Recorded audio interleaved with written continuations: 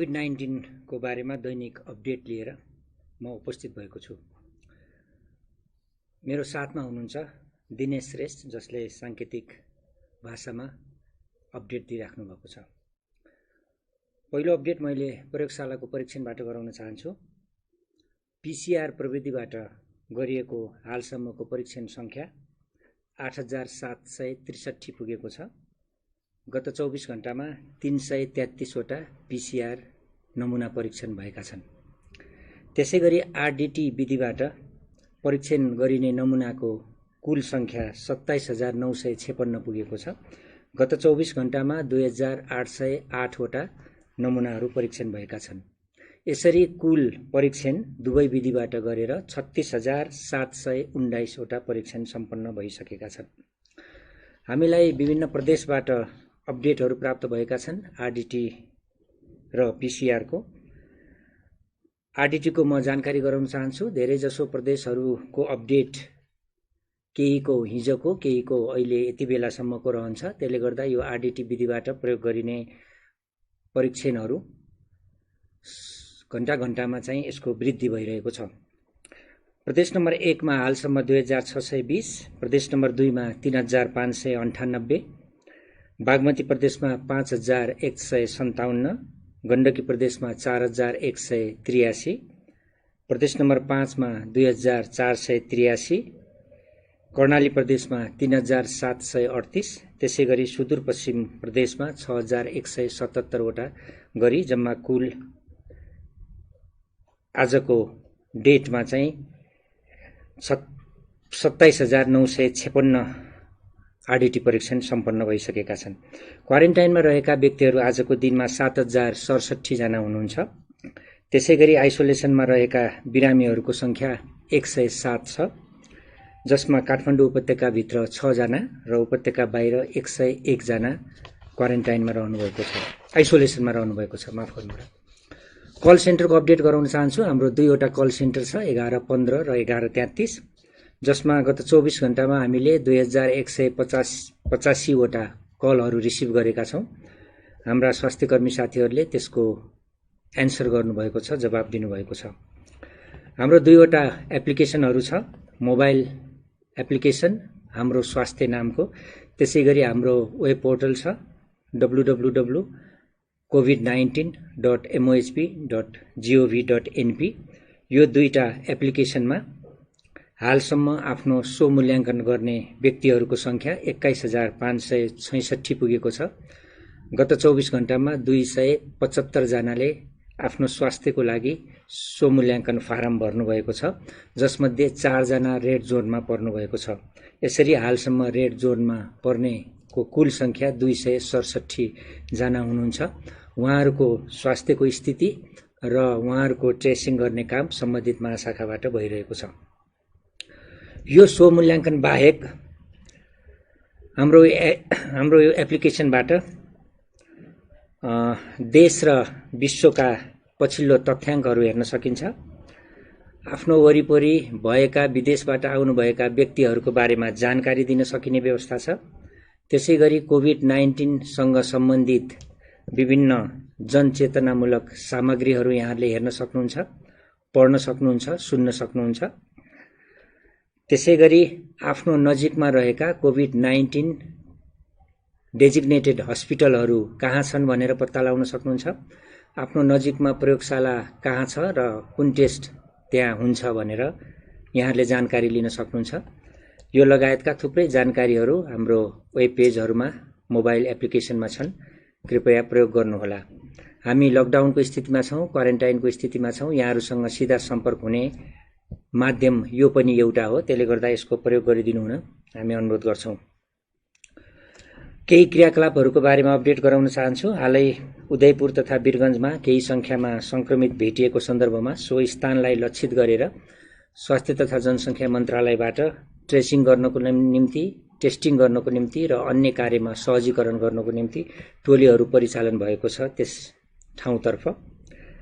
त्यसैगरी वीरगञ्जमा गत हप्ता पत्ता लागेका संक्रमितहरूको कन्ट्याक्ट ट्रेसिङ गर्ने क्रममा हालसम्म 221 जना भन्दा बढीको पीसीआर परीक्षणको लागि नमुना संकलन भइसकेको छ।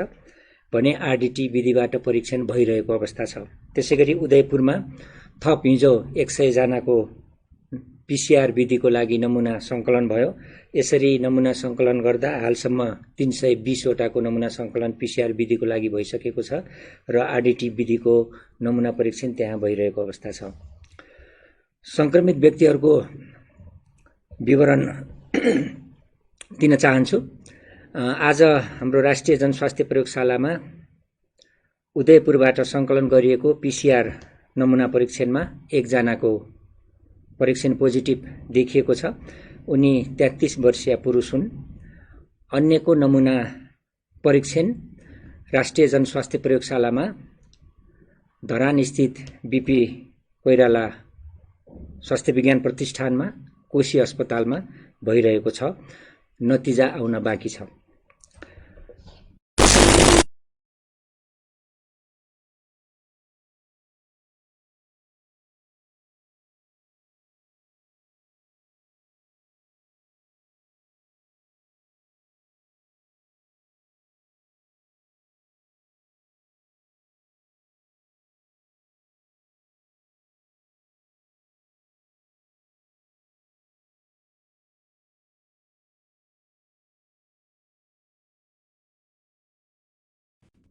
टोलीले मन्त्रालयसँग यो पछिल्लो अपडेटको लागि छलफल गरेको छ, पछिल्लो परिस्थितिको लागि, र उहाँहरूले आफ्नो प्रेस विज्ञप्तिमा पनि स्वास्थ्य परीक्षण गराउने कुरा, विभिन्न जिल्लाहरूमा जिल्ला स्तरीय अनुगमन समिति गठन गर्ने कुरा र आफ्नो नमाज मस्जिदमा नपढिकन घरमै बसेर पढ्नलाई प्रोत्साहन गर्ने कुराको आफ्नो विज्ञप्ति मार्फत आह्वान गर्नुभएको छ।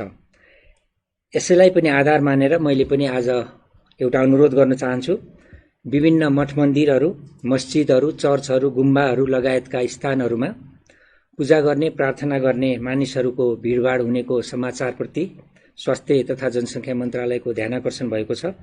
यस सम्बन्धमा कोभिड-19 संक्रमणको रोकथाम तथा नियन्त्रणको लागि भिडभाड नगर्ने, सामाजिक तथा भौतिक दूरी कायम राख्ने कुरा अत्यन्त जरुरी हुन्छ।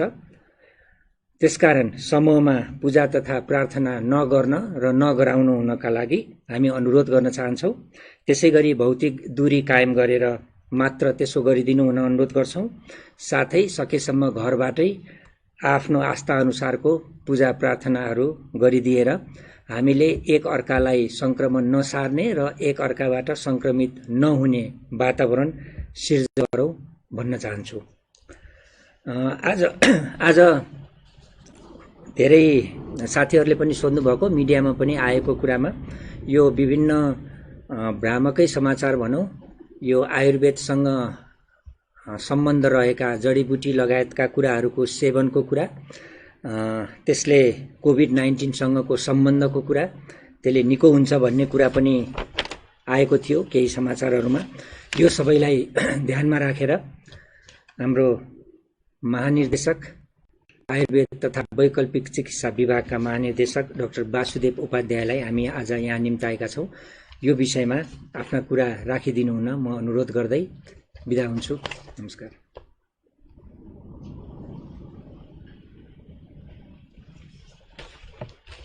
धन्यवाद डाक्टर साहब। हाल विश्वव्यापी महामारीको रूपमा फैलिएको र हाम्रो नेपालमा पनि देखा परेको कोभिड-19 को उपचारको सम्बन्धमा विभिन्न व्यक्तिहरूबाट जडीबुटी आयुर्वेद औषधिबाट ग्यारेन्टीका साथ कोभिड-19 रोग निको पार्छु भन्ने भ्रम सिर्जना भएकोले यस विभागको स्वास्थ्य तथा जनसङ्ख्या मन्त्रालयको ध्यान आकर्षण भएको छ। हाल हामी लकडाउन र होम क्वारेन्टाइनको अवस्थामा छौँ। यस्तो भ्रम सिर्जना गरेर जनतालाई भ्रमित पार्नु हाम्रो सचेत नागरिकको दायित्व होइन। तापनि हामीहरू होम क्वारेन्टाइनमा लकडाउनको अवस्थामा छौँ। हाम्रो देश जडीबुटी, महत्त्वपूर्ण जडीबुटीबाट भरिपूर्ण देश हो। हाम्रो घरभित्र, हाम्रो घर वरिपरि विभिन्न जडीबुटी, बहुमूल्य जडीबुटीहरू छन् जसले रोग विरुद्धसँग लड्ने क्षमता धराउँदछ। तर यसको कतै पनि त्यो अर्थ होइन कि यसले कोभिड-19लाई ठिक पार्छ। त्यस कारणले यिनी जडीबुटीहरूको हामीले प्रयोग गर्न सक्छौँ, तर त्यो विशुद्ध रूपमा हाम्रो शरीरको रोगप्रति लड्ने क्षमता बढाउनको लागि मात्रै, न कि कोभिड निको पार्छु अथवा कोभिड देखा नपर्नको लागि। त्यस कारणले नेपाल सरकार तथा WHO ले पालना गरेका त निर्देशन दिएका विभिन्न सूचनाहरू नियमहरूलाई पालना गर्दै हाम्रो घरमा र वरिपरि पाइने जडीबुटीहरू जसको प्रयोग गर्न सकिन्छ, जसले गर्दाखेरि कुनै पनि रोग विभिन्न रोगहरूसँग लड्ने क्षमता बढाउन सक्छ। त्यस कारणले म आयुर्वेद तथा वैकल्पिक चिकित्सा विभागको तर्फबाट केही विभिन्न योगहरूको विषय भन्न चाहन्छु, जो घरमा बसेर लकडाउनको अवस्थामा होम क्वारेन्टाइनको अवस्थामा प्रयोग गर्न सकिन्छ, जो हाम्रो घरमै छ, न त्यसलाई किन्नुपर्छ न औषधि पसलमा जानुपर्छ।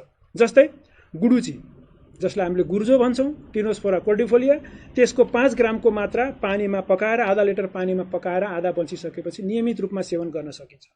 2 नम्बरमा असुराको पात र बेसार 1 लिटर पानीमा पकाएर दिनभरि नियमित